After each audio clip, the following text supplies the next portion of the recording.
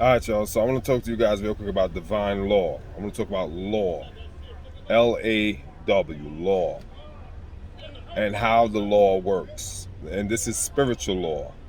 But I'm going to give you a physical law as an illustration or as an analogy so that we can make it, so I could, I like to make things simple so that, everybody could comprehend what I'm saying. So, all right, there's spiritual law, divine law. And those divine laws, are just an order of operation in how creation or manifestation is brought about. I'm going to say that again. Those divine laws are orders of operation as to how the creative forces, the creative mind brings forth or brings about manifestation. So how spiritual substance transmute into material substance or matter is governed by divine law. Okay, good. How the law works is this. This is why we don't get away with nothing.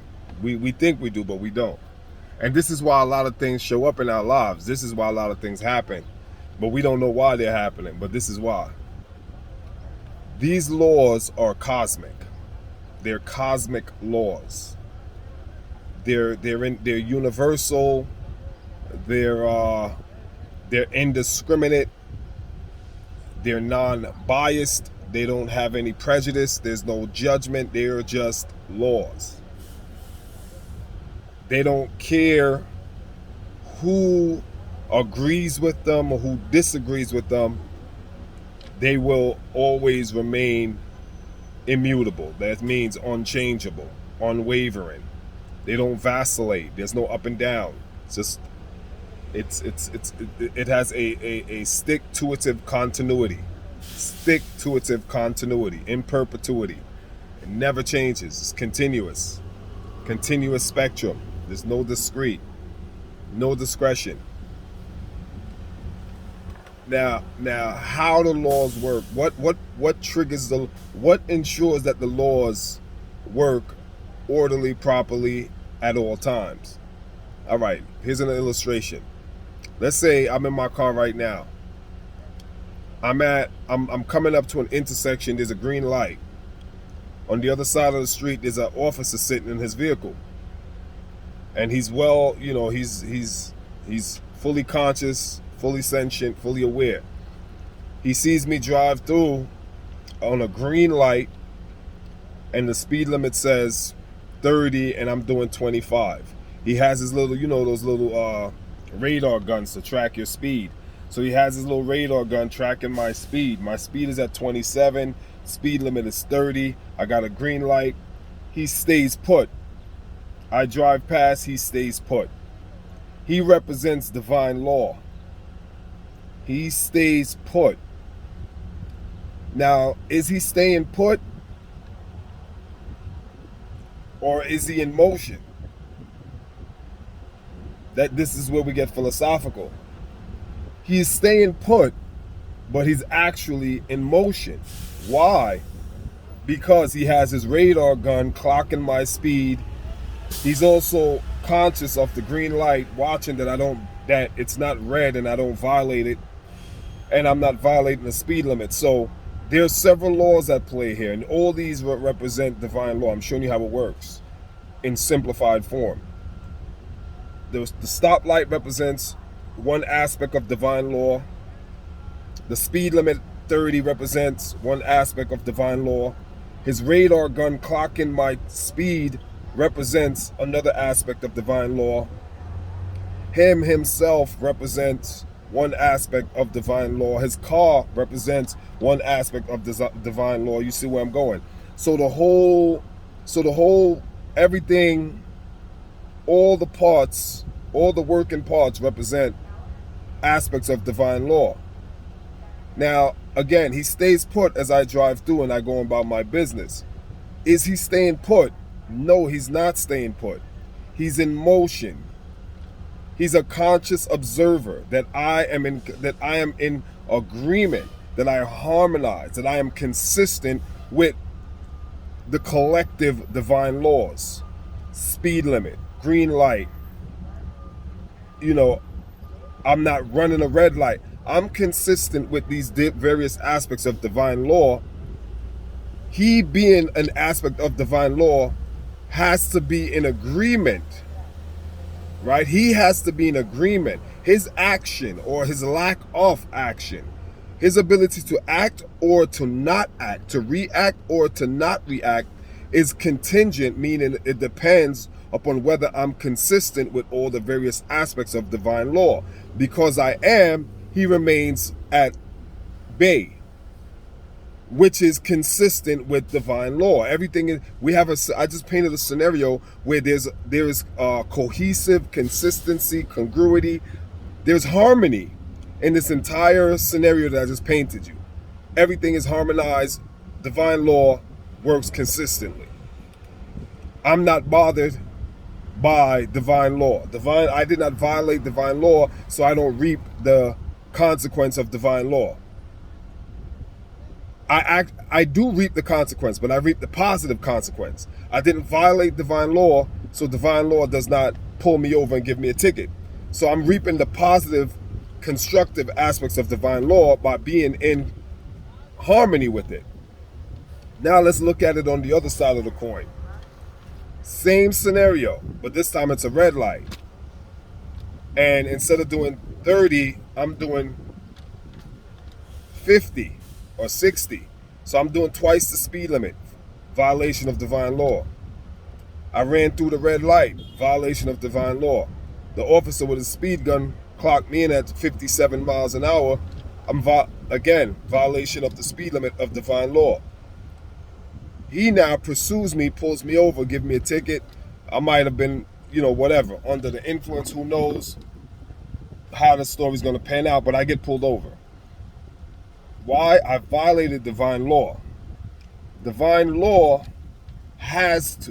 must act in harmony with my action.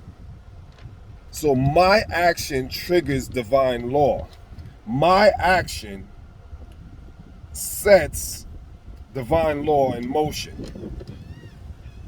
Okay, I just gave you guys a very simple illustration. Now, spiritualizing it.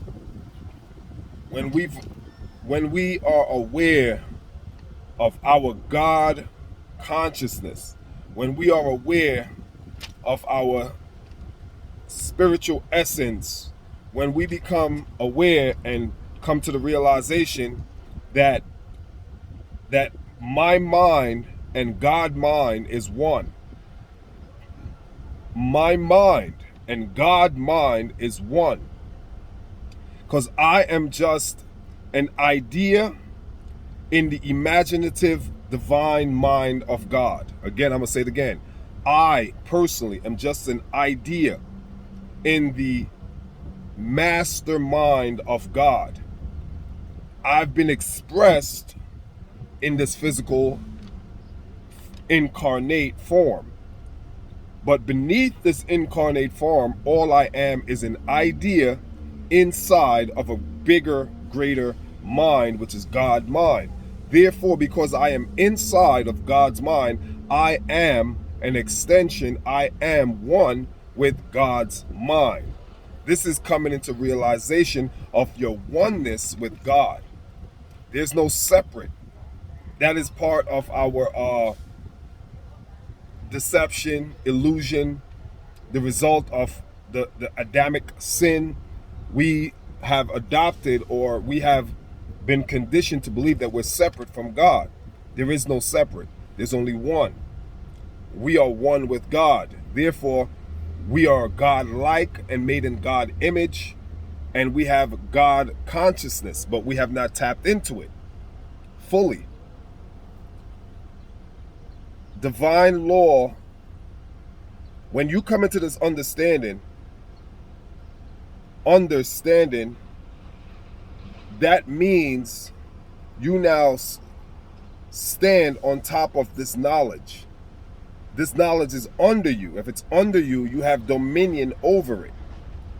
By claiming dominion over this knowledge, you set divine law in motion, because the law has to act inconsistent, just like the illustration I gave you. The law has to act consistently and in harmony with your action, your mental action of understanding of your oneness with God sets God's power in you in motion.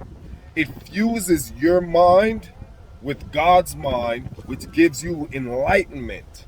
So every inspiration that you receive is a result of your triggering divine law, knowingly or unknowingly. Every karmic reaction that comes into your life is a result of you violating divine law, knowingly or unknowingly, consciously or unconsciously or subconsciously. But at the end of the day, because of this, the dynamics of divine law, we are therefore creators of both the good, the bad, and the indifferent in our lives. The secret, or the not so, or the covert or the overt, however you want to look at it,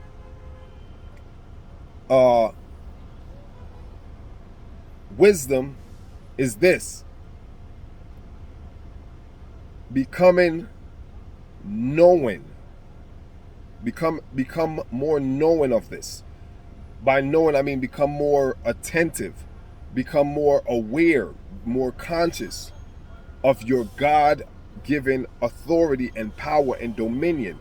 And the more you become aware of this, your mind becomes like a magnet, and you begin to attract other spiritual forces to fuse with who you are, your mind, and build up a consciousness that is so powerful that you begin to speak things into existence. You begin to call things that are not as though they are.